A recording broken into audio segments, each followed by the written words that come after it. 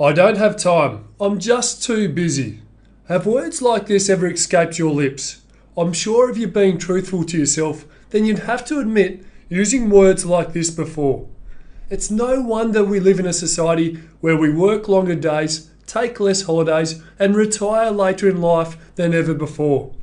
Unfortunately, this new digital age that we live in means that we are more connected to our jobs than ever before.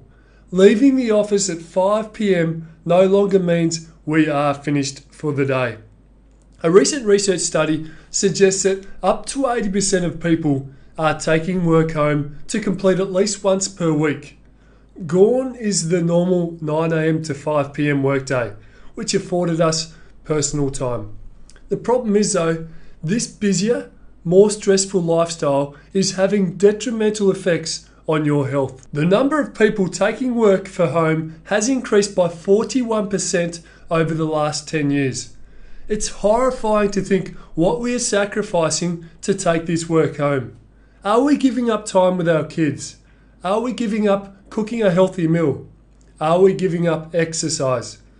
In a recent study, it was found that most people, when given work to take home, will sacrifice exercise to complete the work. Those 30 minutes you set aside to go for a walk, run, or even a swim is now given up so that you can complete the work your boss has assigned you. The reality is that this sacrifice is leading to instances of decreased health. Health organisations worldwide suggest that you get a minimum 150 minutes per week of moderate aerobic activity. This works out to be 30 minutes at least 5 days per week. But if you are bringing work home to complete, then research suggests you are struggling to find this 30 minutes per day. So if you can't do this scheduled exercise on a daily basis due to an increased work and stress load, then what can you do? Well, the first thing you can do is walk to work. Instead of driving to work or catching the bus, see if you can get up a little bit earlier and walk to work. If your work is too far away, then get off the bus 1 or 2 stops earlier and walk the rest of the way. By introducing a walk to and from work each day, you should be able to accumulate 150 minutes of walking-based exercise per week. Another way to introduce exercise into your day is to have a walking lunch. Instead of sitting at your desk or at the coffee shop to have lunch, pack it into a handy carry bag and have a walking lunch. Invite a few co-workers to go with you, and you could possibly even tick a few things off your to-do list whilst also getting in some much needed exercise. Does your office have an escalator or lift? If it does, then consider taking the stairs at the start and end of your day.